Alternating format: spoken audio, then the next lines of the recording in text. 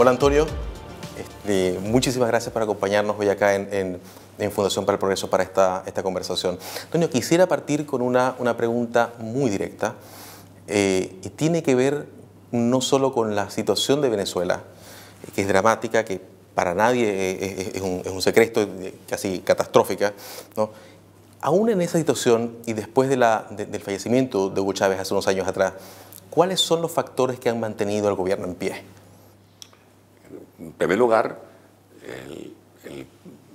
el control de los medios de comunicación, el control de las instituciones. En Venezuela opera una hegemonía, no solo desde el punto de vista comunicacional, que ya es bastante, sino también de instituciones cuyas autonomías han sido castradas. Recordemos que sin el rigor del principio de la separación de poderes, no podemos hablar de una democracia con propiedad, de una democracia de verdad. Y en Venezuela no hay poderes autónomos. Y además, el gobierno se sostiene gracias a algunos errores que ha cometido la oposición venezolana. Eso tenemos que admitirlo, sobre todo en esta última etapa. Hemos caído en contradicciones que no ayudan a canalizar la gran fuerza popular, que es la inmensa mayoría de los venezolanos que quiere salir de este régimen, que quiere producir un cambio, como lo expresó el pueblo cuando votó masivamente en diciembre del año 2015 a favor de una nueva Asamblea Nacional. Y una pregunta con respecto precisamente a ese punto que has tocado de la oposición, porque claramente el gobierno ha tenido alguna fortaleza, la oposición algunas debilidades.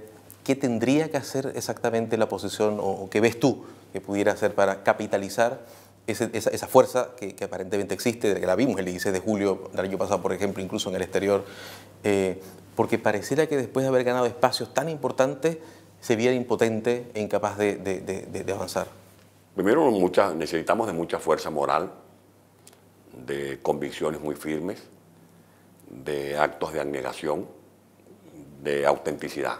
Yo diría esas virtudes, porque es una virtud la autenticidad, el desprendimiento, entender que cuando luchamos con una feroz tiranía como la que persiste en controlar las instituciones de Venezuela, es indispensable la movilización del pueblo, movilizar las emociones y las esperanzas del pueblo, y eso solamente se logra con una dirección política que sea auténtica y que sea respetable.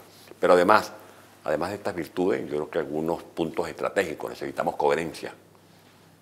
Podemos ser diversos, pero coherentes.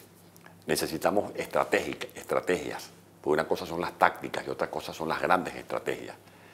Necesitamos colocar como objetivo fundamental salir primero de la dictadura y después hablar de posiciones de poder individual, porque la crisis de Venezuela es tan profunda que no lo va a poder resolver un solo hombre o una sola mujer. No es tiempo de volver a seguir a un hombre a caballo, no es tiempo de buscar un redentor. Ya hemos aprendido bastante de los saltos al vacío cuando perseguimos, encandilados por el populismo, a los predestinados, a los falsos mesías. Se necesita en este momento un liderazgo colectivo firme, férreo, con un proyecto de país, con una visión de corto, mediano y largo plazo. Se necesitan unas coordenadas con ideas para recuperar el Estado de Derecho, la gobernabilidad, la confianza, la seguridad jurídica, las inversiones nuestras y extranjeras, motivar a la gente, abrirle espacios a las nuevas generaciones, entender que la educación tiene que ser la primera prioridad, la segunda prioridad y la tercera prioridad, garantizar el desarrollo de la iniciativa individual, garantizar el derecho de propiedad, garantizar el derecho a que la gente sueñe, a que los jóvenes no renuncien al derecho a pensar en un futuro mejor. Antonio, hay un factor del que normalmente no se habla mucho, ¿no? Porque hemos hablado del Estado de Derecho, hemos hablado de la hegemonía, del control de los medios, pero hay uno que se ha denunciado varias veces, y lo mencionaba un intelectual o un analista estadounidense hace poco, en un artículo sobre los estados criminalizados, que es la penetración del narcotráfico, ¿no? ¿Te parece que eso juega algún tipo de rol en el juego de poder en la política venezolana? Sí, Venezuela tenemos un gobierno forajido, un régimen forajido, porque el régimen Primero ha permitido una invasión. Nosotros somos un caso sui generis porque estamos viendo un régimen que paga para que nos invadan. Nosotros tenemos en Venezuela más de 30.000 cubanos metidos en los cuarteles, en las guarniciones, en las notarías, en los registros. Venezuela, además, tiene un régimen con altos funcionarios coludidos con el narcotráfico. Se habla en Venezuela del funcionamiento del cartel de los soles que manejan militares. Y ese proceso de depravación y de corrupción, de una u otra manera, le sirve al gobierno para controlar estas élites militares, élites policiales, y a su vez desarrollar un control social en el país. Por eso nosotros insistimos en las sanciones personalizadas, esas que ya dictó la Unión Europea el lunes desde Europa, en las sanciones que ya dictó los Estados Unidos, el Canadá, y que aspiramos que también lo haga América Latina, porque es necesario en este momento reactivar aquella doctrina Betancourt, la doctrina del presidente Rómulo Betancourt, que hablaba de un cordón sanitario para aislar a los regímenes fascistas, regímenes dictatoriales. Y en el caso de Venezuela es un régimen que además, a diferencia de Saddam Hussein o de Gaddafi en Irak y en Libia respectivamente, este es un régimen que además de corrupto, de sanguinario, de terrorista, es un régimen que tiene relaciones con el narcotráfico, y eso es gravísimo. Hace un poco tiempo atrás escribió Ricardo Hausmann una columna que tuvo bastante impacto y cierta controversia también, ¿no? En donde él proponía algún tipo de intervención en Venezuela. ¿Cómo ve Antonio Ledesma esa propuesta? ¿Sería no solamente algo viable, sino quizás una acción internacional, una acción concreta que podría tomar la comunidad internacional? ¿Cómo lo ves?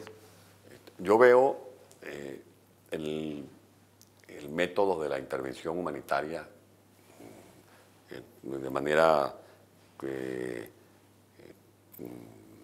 simultánea con la injerencia humanitaria. Son dos conceptos distintos pero relacionados en el marco del derecho público internacional. Además hay una base jurídica que favorecería la aplicación de ese mecanismo. Están los tratados de La Haya de 1907, están los convenios de Ginebra de 1949, más los 3 protocolos de reforma del reglamento, los 2 primeros de 1977 y el último de 2005. Está también la Carta de las Naciones Unidas, está también la declaración del Consejo de la Unión Europea de fecha reciente. Y allí se habla de la preeminencia que debe tener el principio de la injerencia humanitaria, de la intervención humanitaria, cuando haya regímenes que quieran apoyarse o protegerse con el principio de la autodeterminación de los pueblos. Tiene que ceder su preeminencia, ese principio de autodeterminación de los pueblos, al principio de la injerencia humanitaria, cuando se demuestra que esos regímenes están acosando a sus pueblos con represiones masivas y sistemáticas. Y actualmente cursan incidencias en el Tribunal Penal Internacional, según el Estatuto de Roma, de que en Venezuela, tanto Maduro como otros colaboradores, hacen represiones no solamente masivas, sino sistemáticas, que son responsables de crímenes de lesa humanidad, como lo establece el artículo 15 del Estatuto de Roma, y ahora el artículo 8, que habla de crímenes de guerra, porque si vemos lo que ocurrió en el Junquito, en el sector de Caracas, el pasado 15 de enero, allí hubo un crimen de guerra. Allí se violaron los más elementales derechos humanos, el derecho a la vida. Allí se aplicó prácticamente de hecho pena de muerte, y en Venezuela no está registrada en nuestra legislación la pena de muerte. Cuando uno revisa, Antonio, los comentarios de las personas en las redes sociales, sobre todo en Venezuela, un sentimiento que se aprecia mucho en las cosas que escribe la gente es la sensación de soledad de los venezolanos, ¿no? Expresa un poco de abandono, de indiferencia de la comunidad internacional. Si tuvieras que darle un mensaje a los gobiernos de América Latina sobre qué podrían hacer para ayudar a Venezuela, ¿cuál sería ese mensaje? Primero, que los gobiernos de América Latina no es simplemente que deben ser compasivos, que los gobiernos de América Latina deben pensar también en la protección de sus conciudadanos. Y los ciudadanos de Chile, de Colombia, de Brasil, de Ecuador, los ciudadanos de América Latina y del mundo están en riesgo por las cosas que puedan derivarse de Venezuela. De Venezuela sale el 60% de la cocaína que llega a Europa. De Venezuela salen aviones cargados de pistas clandestinas o de los aeropuertos con aviones comerciales, como ha ocurrido y se ha demostrado, cargados de cocaína. Aviones que salen hacia Honduras, que salen hacia Guatemala, que salen hacia México, embarcaciones que surcan el océano o el Pacífico. En Venezuela hay relaciones, hay funcionarios del gobierno relacionados con terroristas. Nada cuesta a un régimen documentar a un terrorista que después se convierte en un hombre bomba, esos llamados lobos solitarios. Esa amenaza está latente. En Venezuela hay un régimen que no tiene escrúpulos para cometer crímenes y que tampoco tendría miramientos a la hora de asociarse con bandas criminales para que asalten el poder en otros países como lo hicieron ellos en Venezuela. Porque permíteme decir que nosotros tenemos como gobernantes a una mafia, a bandas. Ahí hay personas que tienen expedientes no solo por corrupción, sino por haber perpetrado crímenes de lesa humanidad. Y ante esta realidad no puede ser indiferente la comunidad internacional. Yo hago un llamado a la comunidad internacional. Venezuela está pidiendo auxilio. Tenemos 30 millones de venezolanos sitiados militarmente por militares que han sido doblegados por el régimen, corrompidos por el régimen, por fuerzas parapoliciales que tienen patente o licencia para matar en nombre de una falsa revolución. Venezuela está sitiada por mafias, cuando no es la mafia que maneja las drogas, es la mafia que maneja el contrabando de gasolina o el contrabando de alimentos o el contrabando de billetes, o es la mafia que maneja los sicariatos, o es la mafia que maneja las cárceles, o es la mafia que maneja los secuestros, o es la mafia que maneja las extorsiones, o el robo de celulares, o el robo de vehículos. O sea, es una verdadera tragedia y eso se patentiza en el hecho cierto de que el año pasado murieron nada más a manos del AMPA 26.000 venezolanos, para no hablar de los que han muerto por desnutrición o por carecer de un medicamento. Muchas gracias, Antonio, por esta conversación con Fundación para el Progreso. Gracias a ustedes.